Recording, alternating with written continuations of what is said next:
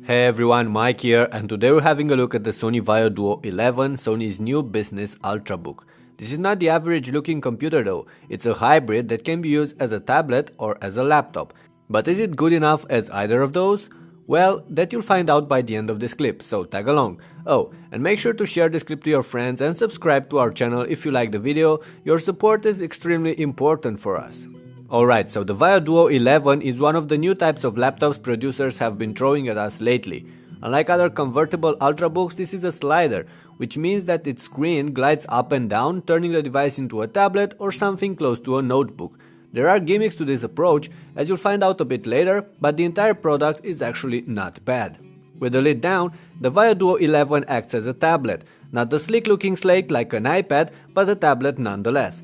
At around 0.8 inches thick and weighing 2.8 pounds, this is not really something you can easily carry around, but unlike other tablets, the Duo 11 is actually a fully baked computer that can deal with most of the applications your regular laptop or PC can. That's right, this one is built on top of an Intel ULV platform and can get either a Core i3, i5 or i7 processor in there, up to 8GB of RAM and up to 256GB SSDs. Plus Windows 8, the full-grown version of it that supports both Metro apps and legacy software. So basically, the Vaio Duo 11 can do all the things an ultrabook can, plus others on top. I'm going to talk about those a bit later though. For now, let's focus on the screen. Sony packs an 11.6-inch Full HD IPS panel on this laptop, and this one is just awesome. It's very bright, thus you will be able to use it in strong light, it's sharp and displays popping colors. It's also a touchscreen that comes with N-Trig digitizer, which means that you can use it for sketching, drawing or writing with a pen included in the pack.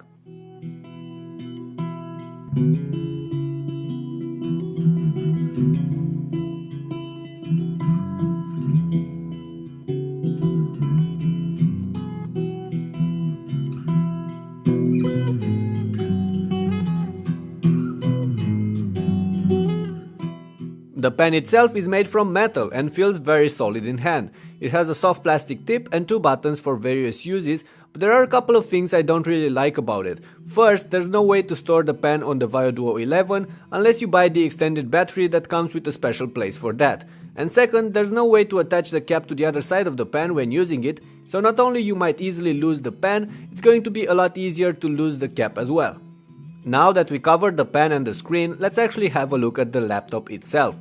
The body is made from metal and the lid is covered in Gorilla Glass, thus the whole thing feels durable. Still, having the screen exposed like that doesn't really make me feel very comfortable.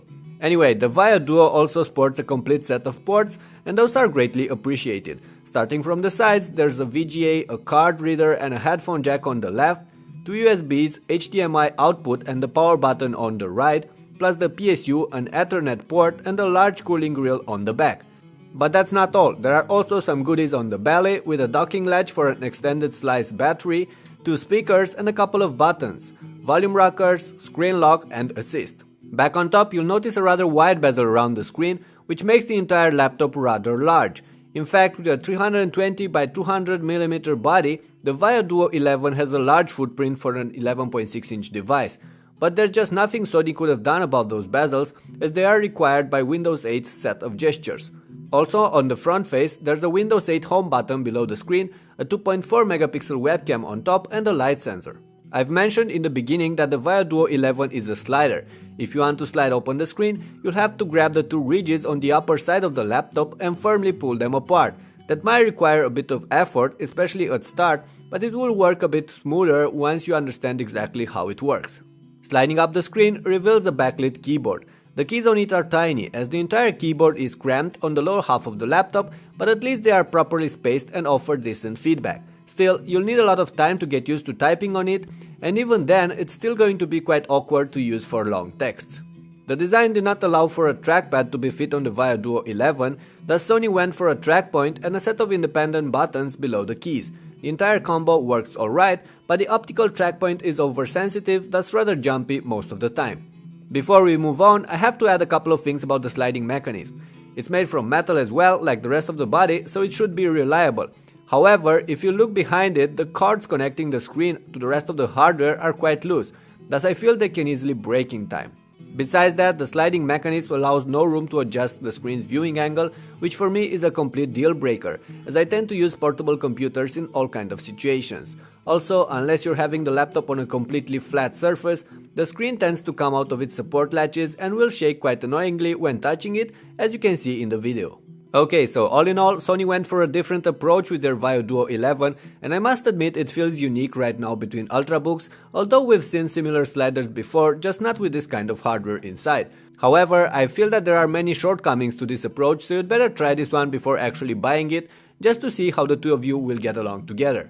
On the other hand, the Vaio Duo 11 is a fast ultrabook, so it will deal just fine with your daily applications and react snappy to your commands. It runs Windows 8 and the OS is smooth, but it's nothing like Windows was before.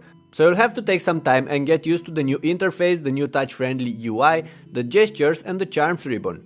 The Windows Store is rather barren right now, but in time it will get more useful touch-friendly applications. And of course the computer also has a classic desktop mode and it will handle all of the Windows software you're familiar with, including Microsoft Office Suite, Photoshop or others. Multimedia content is no stranger from this laptop either, and you will be able to run some games on it as well if you really want to. Still, the Vaio Duo 11 is mostly built for work, and the design, included stylus and NFC support or excellent webcam, suggests that. As a business laptop, it's of course rather pricey, starting at around $1,100. Still, I find this a fair price for the things you're getting with this laptop. What I don't find good enough, however, is the battery life, as the Sony Vaio Duo 11 will only last for around 3 to 4 hours of everyday use, and that's too low for such a computer these days. Sony does offer a slice battery though, that should double the battery life, but that one will cost you $150 extra. All this being said, it's rather difficult for me to draw the line on the Vaio Duo 11.